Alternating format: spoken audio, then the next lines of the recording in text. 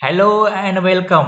आज हम लोग जा रहे हैं लीवर पे क्वेश्चन प्रैक्टिस करने। तो सब लोग रेडी है ना? हाँ, एकदम कॉपी कलम लेके आ जाइए। हम लोग आज अच्छे से क्वेश्चन प्रैक्टिस करने चलते हैं। लास्ट क्लास में हमने फाइंड किया था कि कैसे हम लोग फाइंड कर सकते हैं लीवर का मैकेनिकल एडवांटेज, और वहां से फॉर्मूला क्या आया था? वो आया था कि mechanical advantage of lever can be also find as effort arm by load arm. पक्का ना? हमने आपको कहा था कि इस पूरे चैप्टर में आपका मैकेनिकल एडवांटेज आने वाला है, और उसका फाइंड करने का एक तरीका क्या होता है कि mechanical advantage is equal to load by effort. और हमने कहा था कि ये आपका हर टाइप के मशीन के लिए वैलिड है, ये आपका हर जगह ही वैलिड आएगा कि M A is equal to load by effort. लेकिन फॉर अ लीवर हमने एक और तरीका फाइंड किया था, और वो था आपका तरीका effort arm by load arm. सबको याद है ना? मतलब कि M A is equal to load by effort is valid for lever, और जो नेक्स्ट टॉपिक हम लोग को पुली पढ़ना है वहां भी वैलिड होगा। But mechanical advantage is equal to effort arm by load arm is valid only for lever. Okay ना? तो जैसा कि लास्ट क्लास में हमने थ्योरी पार्ट कर लिया था, और हमने वहां से सीखा था कि आपका लीवर 3 टाइप के होते हैं, क्लास 1, क्लास 2 और क्लास 3। तो अगर किसी ने लेक्चर मिस किया हो तो काइंडली जाके पहले वो लेक्चर देखना, फिर ये क्वेश्चन प्रैक्टिस करना। ठीक है? चलो क्वेश्चन हम लोग स्टार्ट करते हैं। तो सबसे पहले क्वेश्चन हमने लिया है कि a pair of scissors and crowbar belongs to the same class of lever. सब लोग क्वेश्चन को रीड करो। क्वेश्चन के अनुसार बोल रहा है कि क्रोबार और क्या होता है, scissors and crowbar they belongs to same class of lever. आपको बताना है कि which one has a mechanical advantage less than one. तो अगर आपको याद हो लास्ट क्लास के लेक्चर से, तो scissors and crowbar they belong to class 1 lever, they belong to class 1 lever, क्योंकि इनका फलक्रम होता है मिडल में। ओके, अच्छी बात है सर। अब हमसे पूछा गया है कि इसमें किसका मैकेनिकल एडवांटेज लेस देन 1 होता है। तो अगर एम ए लेस देन 1 है, मतलब क्या कि lever must be acting as a speed multiplier. और हमको पता है कि सीजर्स क्या होता है, सीजर्स ही एक्ट करता है एज अ स्पीड मल्टीप्लायर, मतलब कि उसी का एम ए 1 से कम होता है। तो यहाँ पे आपका आंसर हो जाएगा सीजर। पक्का ना? Scissor has M A less than 1 और it act as a speed multiplier. पक्की बात है? ओके, चलिए अब देखते हैं नेक्स्ट क्वेश्चन। तो state the usefulness of such machine whose M A is less than 1। तो हमको पता है कि जिनका एम ए 1 से कम होता है वो करते हैं act as a speed multiplier. और तो इनका यूज क्या होगा? To gain speed. क्या होगा? To gain speed. They act as a speed multiplier, और इनसे फायदा क्या होता है कि हमको स्पीड ज्यादा गेन होता है। तो ये आपका हो गया पहले क्वेश्चन का आंसर, बहुत ही आसान था। चलिए अब हम लोग आते हैं नेक्स्ट क्वेश्चन में। तो नेक्स्ट क्वेश्चन है कि a cook uses a fire tong of length 30 centimetre to lift a piece of burning coal of 300 gram mass. If he applies his effort at a distance 10 centimeter from the fulcrum, what is the effort in SI unit? आपसे पूछा है effort, ठीक है ना? पक्की बात है। आपसे क्या पूछा है? आपसे पूछा है एफर्ट। तो पहले हम लोग इसका ड्रॉ करते हैं डायग्राम। तो सबसे पहले देखिए कि मेरे को क्वेश्चन में क्या मेंशन है, of fire tong, and fire tong belongs to class 3 lever. सबको याद है ना? फायर टोंग मतलब कुछ ऐसा ही होता है ना, देखो कुछ ऐसा होगा उसका डायग्राम। और यहाँ पे उसका होता है फलक्रम, और बीच में हम लोग वी अप्लाई एफर्टीन, कहीं हम लोग यहाँ बीच में करते हैं अप्लाई। और जो आपका लोड होता है वो कहीं पे यहाँ पे होता है, यही ना? ये आपका लोड कहीं यहाँ पे एंड पे होगा। पक्की बात है? मतलब कि इस क्वेश्चन में और आपसे पूछा जा सकता था कि ये कौन से क्लास का लीवर में बिलोंग करता है, तो आंसर होता है क्लास 3 लीवर। अब क्वेश्चन के अनुसार देखते हैं। तो क्या बोला हमसे कि ये जो फायर टोंग है उसका लेंथ कितना है? उसका लेंथ आपको दिया हुआ है 30 सेंटीमीटर। मतलब देखिए ये आपका हुआ 30 सेंटीमीटर, और जो इसका लोड होगा, या आप बोल सकते हो कि जो ये पीस ऑफ बर्निंग कोल है वो इसके एंड पे ही होगा। कहाँ होगा? वो इसके एंड पे ही होगा। देखिए ये यहाँ पे मतलब फलक्रम से 30 सेंटीमीटर पे होगा। अच्छी बात है। अब क्या बोला कि if he applies his effort at a distance 10 centimetre, eight a distance 10 centimetre from the fulcrum. तो ये रहा फलक्रम, तो यहां से 10 सेंटीमीटर पे उसने अपना एफर्ट अप्लाई किया है। अब मैं आपको बोलूं कि आप ध्यान से अगर देखो तो हमको लोड क्या दिया है? हमको क्वेश्चन में लोड दिया है 300 ग्राम, और इसको आप 0.3 केजी भी लिख सकते हो इसका लोड। पक्की बात है ना? अच्छा ध्यान से देखिए, तो लोड हमको दिया है ग्राम में ना, 300 ग्राम। मतलब कि वो जो बर्निंग कोल है उसका मास कितना है? 300 ग्राम। लेकिन जो आपका लोड होता है वो होता है फोर्स ना, तो इसको आप लिख दो 300 ग्राम फोर्स, या फिर आपका हो जाएगा 0.3 केजीएफ। तो इसको लिख दो केजीएफ में। अच्छी बात है सर। अब हमसे पूछा है एफर्ट। अब ध्यान से देखिए तो यहां से हम लोग लिख सकते हैं क्या कि effort arm is equal to 30 centimetre and load arm is equal to 10 centimetre. Sorry sorry sorry, यहाँ पे थोड़ा सा मिस्टेक हो गया। यहाँ पे आपका लोड आर्म है 30 सेंटीमीटर। देखो यहाँ पे लोड आर्म है 30 सेंटीमीटर और आपका जो एफर्ट आर्म है वो है 10 सेंटीमीटर, क्योंकि मेरा जो खोल का पीस है वो फलक्रम से 30 सेंटीमीटर पे है और जो हमने जो एफर्ट लगाया है वो फलक्रम से 10 सेंटीमीटर पे है। तो क्या हम लोग यहाँ से इसका एम ए फाइंड कर सकते हैं ना, लीवर का effort arm by load arm से। तो देखो वो आपका आ जाएगा 10 सेंटीमीटर डिवाइडेड बाई 30 सेंटीमीटर, वो आपका आ जाएगा 1/3। ये आपका आ गया मैकेनिकल एडवांटेज, हमने फाइंड कर लिया।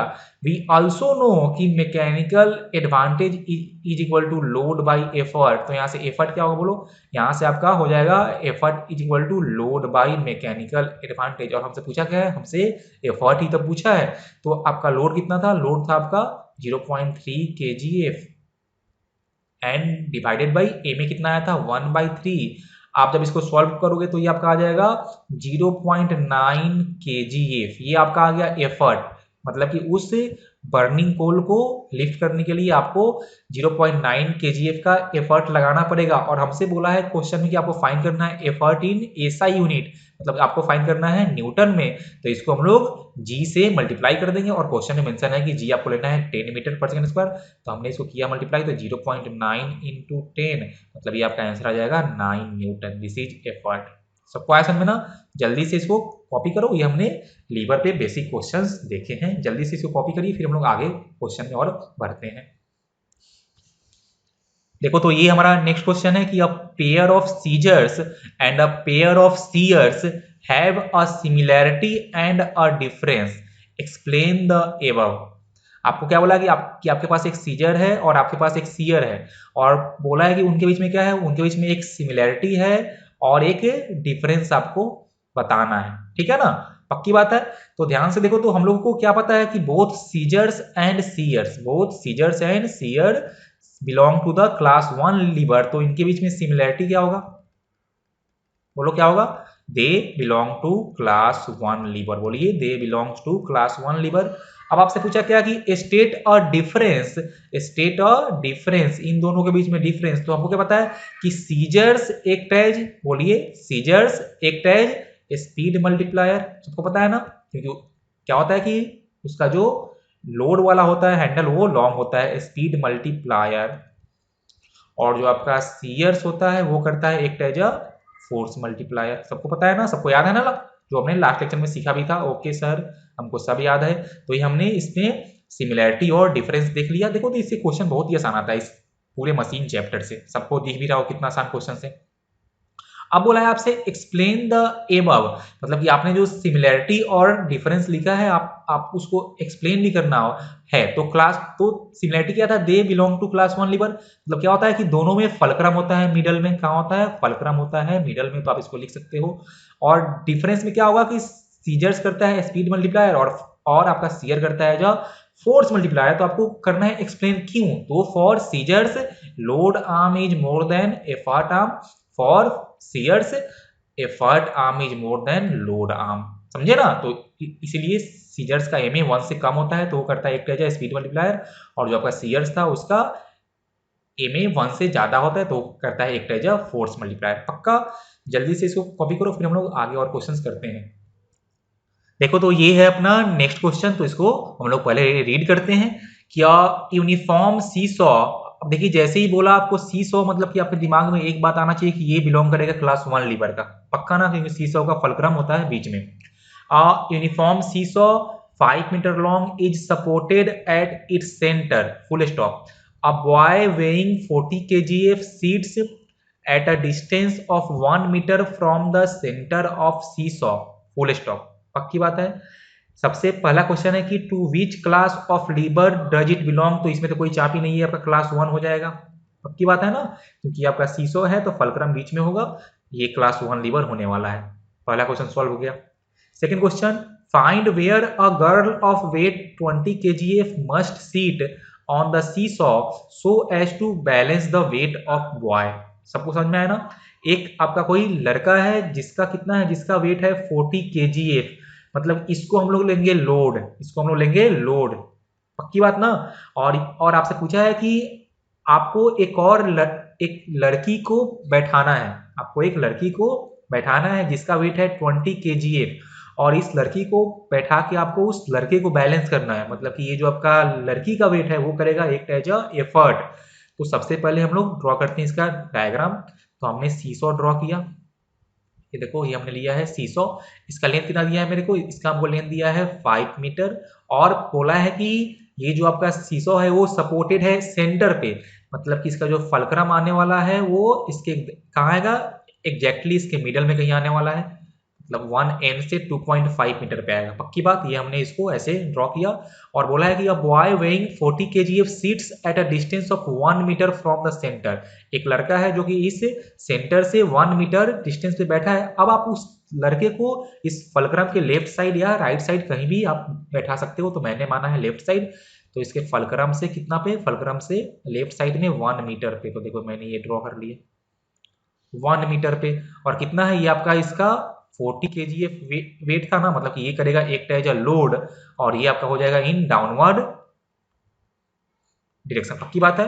अब बोलिए कि आपको अगर इस लोड को बैलेंस करना है तो जो लड़की का जो वेट होगा वो पक्का इस फलक्रम के राइट साइड में होना चाहिए, तभी वो इसको बैलेंस कर पाएगा। तो मैंने बोला कि वो जो लड़की का वेट है वो कर रहा है एक एज अ एफर्ट, और वो आपका हो जाएगा कितना, वो आपका हो जाएगा 20 kgf, और वो हमने मान लिया कि फलक्रम से x डिस्टेंस पे था। पक्की बात है। हाँ सर बिल्कुल ऐसा ही हम लोग करेंगे। अब देखिए कि अगर लड़के के वेट को बैलेंस किया होगा, मतलब कि हम लोग यहाँ पे यूज कर सकते हैं कि mechanical advantage is equal to load by effort is equal to effort arm by load arm से। पक्की बात है ना। हाँ सर बिल्कुल हम लोग यूज कर सकते हैं। अब देखो तो मेरे को लोड दिया है, एफर्ट दिया है, और लोड आर्म हमको पता है, हमको पता करना है effort arm. What is effort arm, distance of girl from the fulcrum. पक्का ना, वही उसका हो जाएगा एफर्ट आर्म। तो लोड कितना है बोलो, देखो लोड है 40 kgf बाई कितना एफर्ट है आपका 20 kgf is equal to effort arm हमको फाइंड करना है, तो उसको मैंने लिख दिया x, और लोड आर्म कितना है, देखो तो आपका लोड आर्म है 1 मीटर। तो यहाँ पे आपका kgf से kgf कैंसिल आउट हो जाएगा। यहाँ से जब आप इसको सॉल्व करने जाओगे तो आपका x का वैल्यू आ जाएगा, बोलो आपका 1/2 मीटर, या आप बोल सकते हो ये आपका आ जाएगा 0.5 मीटर। यह आपका आ जाएगा एफर्ट आर्म। पक्का ना, ये आपका आ जाएगा एफर्ट आर्म। एक मिनट, यहाँ पे थोड़ा मिस्टेक हो गया है, यहाँ से आपका x तो 2 मीटर आएगा ना, आपका यहाँ से x आने वाला है 2 मीटर। आप ध्यान से देखो तो यहाँ पे आप जब सॉल्व करोगे तो आपका x यहाँ से आ जाएगा 2 मीटर, मतलब कि effort arm is equal to 2 metre. और आप बोल सकते हो कि ये जो लड़की बैठेगी वो इस फलक्रम से राइट साइड में 2 मीटर पे बैठेगी। पक्की बात है ना, सबने इसको सॉल्व किया ना। जल्दी से इसको कॉपी करो, फिर हम लोग नेक्स्ट क्वेश्चन करते हैं। देखो तो ये है अपना नेक्स्ट क्वेश्चन। मैं एक बार क्वेश्चन को रीड करता हूं, फिर हम लोग इसको सॉल्व करेंगे। A nut cracker which can be broken by applying a force of 40 kgf, ठीक है, is broken by using a nut cracker having its handle 20 centimetres long by placing it at a distance 2 centimetres from hinge, या फिर आप बोल सकते हो from fulcrum, full stop, calculate the minimum force needed to break the nut. सब लोग एक बार question को खुद से रीड करो, फिर मैं आपको क्वेश्चन को समझाता हूं। पक्की बात ना, सबने क्वेश्चन को रीड किया। देखो तो इस क्वेश्चन के अनुसार इस नट को इस नट को एक नट क्रैकर से तोड़ने के लिए, ब्रेक करने के लिए हमको जो लोड दिया है ना, वो लोड दिया है 40 kgf। कितना दिया है, हमको लोड दिया है 40 kgf, और क्या बोला है कि हमने इस नट को फलक्रम से कहाँ रखा है, हमने इस नट को फलक्रम से बोलिए कहाँ रखा है, 2 सेंटीमीटर डिस्टेंस पे रखा है। 2 सेंटीमीटर डिस्टेंस पे रखा है, मतलब कि यहाँ पे आपका लोड आर्म कितना है, यहाँ पे लोड आर्म आपका हो जाएगा 2 सेंटीमीटर। पक्की बात है ना। ओके सर, हमसे पूछा क्या है, हमसे पूछा है मिनिमम एफर्ट, हमसे पूछा है मिनिमम एफर्ट क्या है। और हमको ये पता है क्वेश्चन में कि ये जो आपका नट जो आपका क्या है, ये आपका जो नट क्रैकर है उसका हैंडल लेंथ कितना है, इसका हैंडल लेंथ टोटल 20 सेंटीमीटर है। पक्की बात है ना। अब ध्यान से देखो तो इस क्वेश्चन में एक कीवर्ड है, इस क्वेश्चन में एक कीवर्ड क्या है, मिनिमम फोर्स। आपसे पूछा है मिनिमम फोर्स, मतलब आपसे पूछा है मिनिमम एफर्ट। तो सुनिए, जब भी आपको ऐसा मिनिमम एफर्ट वाला क्वेश्चन आ जाए, मतलब क्या कि मेरे को जो एफर्ट अप्लाई करना होगा वो उस फलक्रम से मैक्सिमम डिस्टेंस पे अप्लाई करेंगे, यही ना सबको पता है ना कि for a given moment of force हमको अगर एफर्ट लगाना है मिनिमम या फोर्स लगाना है मिनिमम, तो मेरे को उससे फलक्रम से डिस्टेंस होना चाहिए मैक्सिमम। पक्की बात है ना। मतलब कि यहाँ पे हम लोग क्या लगाएंगे, एफर्ट जो लगाएंगे वो हम लोग फलक्रम से मैक्सिमम डिस्टेंस पे लगाएंगे। और फलक्रम से जो मैक्सिमम डिस्टेंस हो सकता है वो इसका जो एंड वाला है ना, देखो ये एंड वाला पॉइंट पे हम लोग इसका होगा एफर्ट का मैक्सिमम डिस्टेंस। मतलब कि हम जो एफर्ट लगाने वाले हैं वो हम लोग फलक्रम से 20 सेंटीमीटर डिस्टेंस पे लगाएंगे। तो यहाँ से आपका आ जाएगा effort arm is equal to 20 centimetre. अब आप फिर से वही करो यूज कि ए में is equal to load by effort is equal to effort arm by load arm. पक्की बात है ना। तो लोड कितना दिया है 40 kgf, हमको एफर्ट तो फाइंड ही करना है। और एफर्ट आर्म हो गया आपका 20 सेंटीमीटर और लोड आर्म आपका हो गया था 2 सेंटीमीटर। आप जब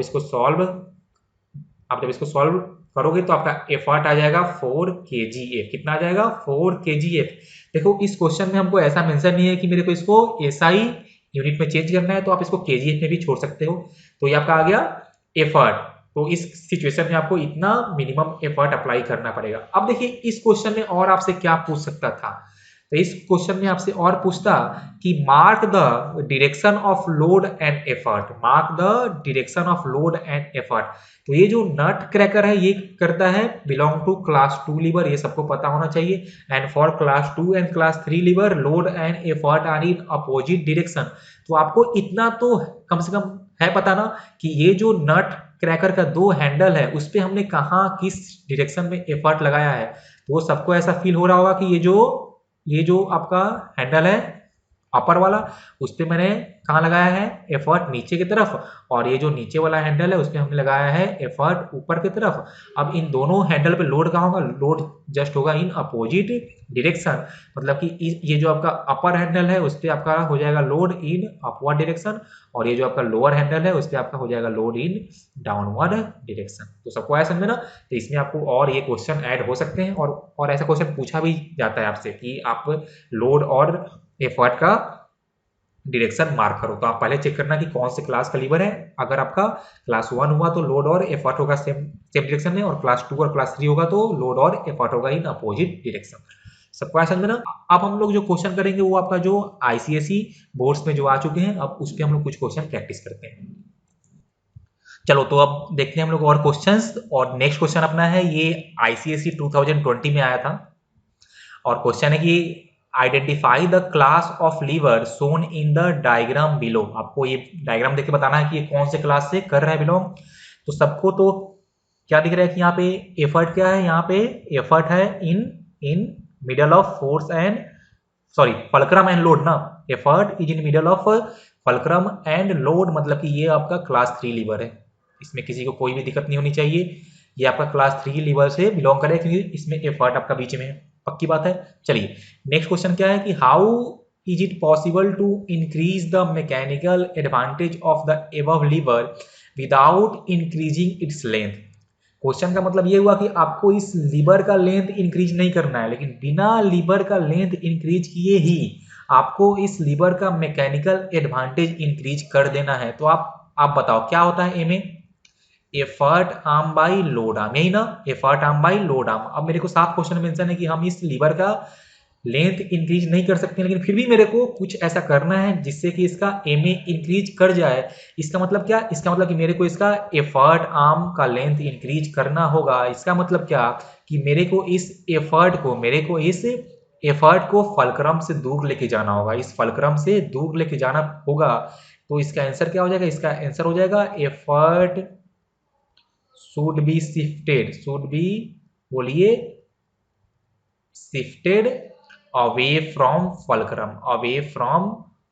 इससे क्या होगा, बोलो इससे क्या होगा कि उसका एफर्ट आर्म इंक्रीज कर जाएगा, तो इसका एम ए भी इंक्रीज कर जाएगा। इसका मतलब ये हुआ कि अब अगर हम फलक्रम को इस पॉइंट ए से इस पॉइंट बी पे इस एफर्ट को हम अगर इस पॉइंट ए से पॉइंट बी पे शिफ्ट कर दें तो इसका एफर्ट लेंथ इंक्रीज कर जाएगा, इसका एफर्ट आर्म इंक्रीज कर जाएगा तो इसका एम ए इंक्रीज कर जाएगा, समझे ना। तो यहाँ पे हमने इसका लेंथ बिना इस लीवर का लेंथ चेंज किए ही, बिना उस लीवर का लेंथ इंक्रीज किए ही हमने एम ए को इंक्रीज कर दिया है। समझ में आया सबको ना।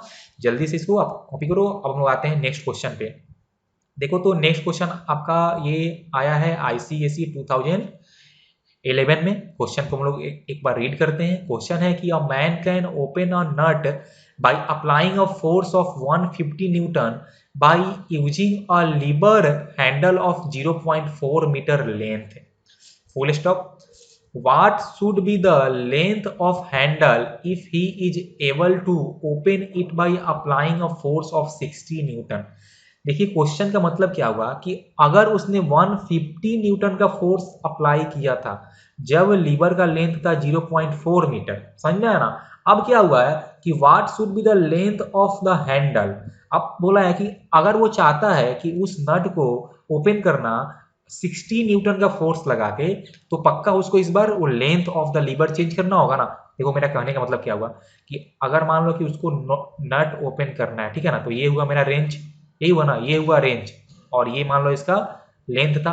तो क्या होगा कि नट को ओपन करने के लिए उसको क्या होगा, एफर्ट हमेशा करेंगे अप्लाई कहाँ पे, ये जो आपका एंड था हम लोग यहाँ पे एंड पे अप्लाई करेंगे, और यहाँ पे कहीं होता है लोड आपका। पक्की बात है ना। हाँ सर बिल्कुल। और मेरे को क्वेश्चन में लोड के बारे में कुछ भी मेंशन नहीं किया, इसका मतलब कि हम लोग लोड वाला चीज चेंज, इस दोनों सिचुएशन में हम लोग ना तो लोड चेंज करेंगे और ना ही लोड का डिस्टेंस चेंज करेंगे फ्रॉम द फलक्रम। हम चेंज कर रहे हैं सिर्फ एफर्ट, और हम चेंज करेंगे सिर्फ एफर्ट आर्म। समझ में आया ना। Okay sir. मतलब कि ध्यान से देखिए, तो जब भी क्या आता है कि लीवर हम लोग करते हैं यूज, तो हम लोग करते हैं लीवर यूज क्या, on the principle of moment. On the principle of moment मतलब कि moment of force in the first case should be equal to moment of force in second case. पक्का ना, क्योंकि हमने ना तो चेंज किया है लोड और ना ही चेंज किया है लोड आर्म, तो उसको अगर ओपन करना है तो दोनों केस में आपका एफर्ट का मोमेंट ऑफ फोर्स सेम होना चाहिए। तो आप यूज कर लो कि E1 into L1 should be equal to E2 into L2। हमसे पूछा क्या है, हमसे पूछा है E2, तो E2 आपका हो जाएगा E1 into L1 divided by L2। अब देखो तो मेरे को कितना दिया है, मेरे को दिया है E1 इज 150 और L1 कितना है, L1 आपका था 0.4 मीटर, और L2 कितना है बोलो। अच्छा, हमको तो इसमें L2 ही फाइंड करना है ना, हमको इस क्वेश्चन में L2 ही फाइंड करना है, तो आपका हो जाएगा E1 इंटू L1 बाई यहाँ पे E2 हो जाएगा, ये 150 इंटू 0.4 और बाई हो जाएगा यहाँ पे 60।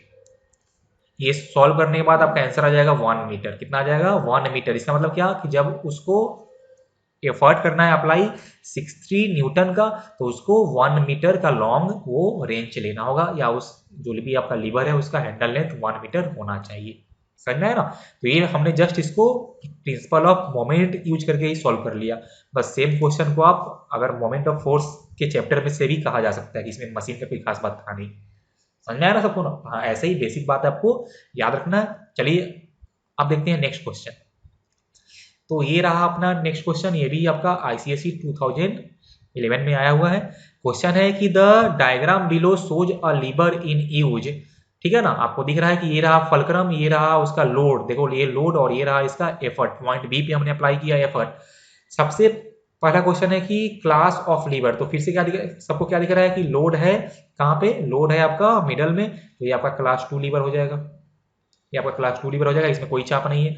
अब हमको फाइंड करना है इसका मैकेनिकल एडवांटेज, हमको फाइंड करना है इसका मैकेनिकल एडवांटेज। तो बोलो क्या होता है, बोलिए जस्ट क्या होता है, effort arm by load arm, या फिर आपका लोड बाई एफर्ट, यही ना। ओके सर, तो इसका एम ए हो जाएगा ए बाई एल ए या फिर लोड बाई एफर्ट। अब ध्यान से देखो, तो हमको लोड पता है लेकिन मेरे को एफर्ट नहीं पता है, और मेरे को क्वेश्चन में क्या दिया है कि एफ ए मतलब कि ये लोड का distance from fulcrum is 40 centimetre, और ए बी हमको ए बी दिया है distance of load from the effort is 60 centimetre. मतलब हम लोग यहाँ से बोल सकते हैं कि F B is equal to कितना हो जाएगा आपका 100 सेंटीमीटर ना। मतलब ध्यान से आप अगर ध्यान से देखो तो आपका क्या हुआ है कि हमको एफर्ट आर्म और लोड आर्म पता है, तो हम लोग सीधे यहीं से फाइंड कर लेंगे ए में। तो आपका हो जाएगा 100 सेंटीमीटर डिवाइडेड बाई 40 सेंटीमीटर। आप जब सॉल्व करोगे तो ये आपका आंसर आ जाएगा 2.5। तो इसका एमए जो आने वाला है इस लीवर का वो आने वाला है 2.5। अब देखो इस क्वेश्चन में और क्या एक्स्ट्रा ऐड हो सकता था, इस क्वेश्चन में एक्स्ट्रा और क्या चांस बन सकते थे। आपसे पूछता है कि ये जो आपका लीवर है वो कैसे कर रहा है act, as a force multiplier की एज अ स्पीड मल्टीप्लायर। तो आंसर होगा as a force multiplier. The lever is acting as a force multiplier. हमने ऐसा क्यों बोला, क्योंकि इसका एम ए आपका 1 से ज्यादा आया है। ये आपका इसमें एक एक्स्ट्रा और क्वेश्चन हो सकता था। और सेकेंड क्वेश्चन जो इसमें और हो सकता है वो आपसे पूछता है कि what is effort required. What is effort required, तो देखिए हमने एम ए पहले ही फाइंड कर लिया है, तो उसको करते हम लोग equal to load by effort. तो यहाँ से आपका आता effort is equal to load by M A. और कितना है लोड, लोड आपका था 50 ना, तो 50 बाई 2.5, मतलब यहाँ से आपका आंसर आया था 20 न्यूटन। तो आपसे ये भी क्वेश्चन यहाँ से पूछा जा सकता था कि आपको इस लोड को बैलेंस करने के लिए क्या एफर्ट चाहिए, तो आपका आया था 20 न्यूटन। पक्की बात है ना, बोलो सब लोग, हाँ पक्की बात है। तो इसमें ये दो क्वेश्चन और भी ऐड हो सकते थे जो मैंने आपको बता दिया। अब मेरा सजेशन सबके लिए ये है कि आप लोग एक बार अपने बुक से क्वेश्चन करना प्रैक्टिस, सारा ही क्वेश्चन सॉल्व हो जाएगा, ठीक है ना। तो ये लीवर टॉपिक अपना खत्म हो गया है। नेक्स्ट लेक्चर में हम लोग मिलेंगे तो हम लोग पुली के बारे में अच्छे से स्टडी करेंगे। तब तक आप लोग एक क्वेश्चन प्रैक्टिस करना और अपने बुक से क्वेश्चन जरूर ही प्रैक्टिस करना, और 10 ईयर्स से भी क्वेश्चन आप प्रैक्टिस करना, सारा क्वेश्चन आपसे हो जाएगा, ये मेरा गारंटी है। और अगर नहीं कुछ डाउट होते हैं फिर भी अगर, तो आप मेरे से कमेंट सेक्शन में जरूर हेल्प ले सकते हो। तो हम लोग फिर मिलते हैं नेक्स्ट लेक्चर में, वहां हम लोग पढ़ेंगे पुली। तब तक के लिए tata bye and take care.